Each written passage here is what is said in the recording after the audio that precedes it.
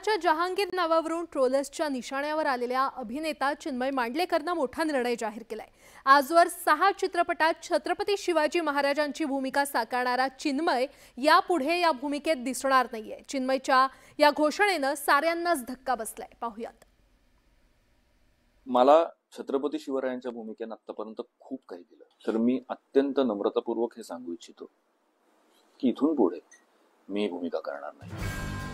अभिनेता चिन्मय मांडलेकरच्या या निर्णयानं सध्या मराठी फिल्म इंडस्ट्रीत खळबळ माजली आहे। चिन्मयच्या या व्हिडिओवर सोशल मीडियात चर्चा घडतीये, पण या चर्चेचा मूळ उगम झालाय तो चिन्मयच्या मुलाच्या जहांगीर या नावावरून। मुलाचं नाव जहांगीर का ठेवलं असा सवाल उपस्थित करत ट्रोलर्सनी चिन्मय मांडलेकर आणि त्याच्या कुटुंबियांना ट्रोल केलं। या ट्रोलिंगला कंटाळून आता चिन्मयनं छत्रपती शिवाजी महाराजांची भूमिका साकारणार नाही अशी घोषणाच करून टाकली। मला छत्रपती शिवरायांच्या भूमिकेने आतापर्यंत खूप काही दिलं। महाराष्ट्रातल्या, महाराष्ट्राबाहेरच्या, देशाबाहेरच्या लाखो लोकांचं प्रेम दिलं। फक्त मराठीच नाही, अमराठी लोकांचं सुद्धा प्रेम दिलं। पण आता त्या भूमिकेमुळे जर माझ्या कुटुंबाला अशा पद्धतीचा त्रास होत असेल तर मी अत्यंत नम्रतापूर्वक हे सांगू इच्छितो की इथून पुढे मी भूमिका करणार नाही। चिन्मय मांडलेकरच्या या निर्णयानं मराठी चित्रपट सृष्टीत एकच खळबळ उडाली आहे।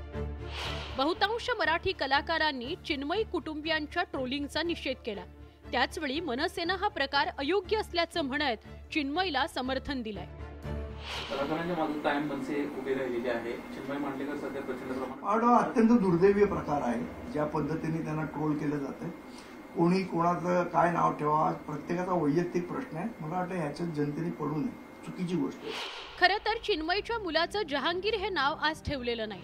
2013 मध्ये त्याच्या जन्मानंतर हे नाव ठेवलं होतं, ज्याला आता 11-12 वर्ष झाली आहेत। पण नेमकं निवडणुकीच्या काळातच जहांगीर नावावरून ट्रोल केलं जात असल्यानं चिन्मय मांडलेकर अस्वस्थ झालाय। त्यामुळे आता चिन्मय त्याच्या निर्णयावर ठाम राहतो की इतर सहकार्यांचा आग्रह मान्य करत निर्णय मागे घेतो, याकडे सगळ्यांचं लक्ष आहे।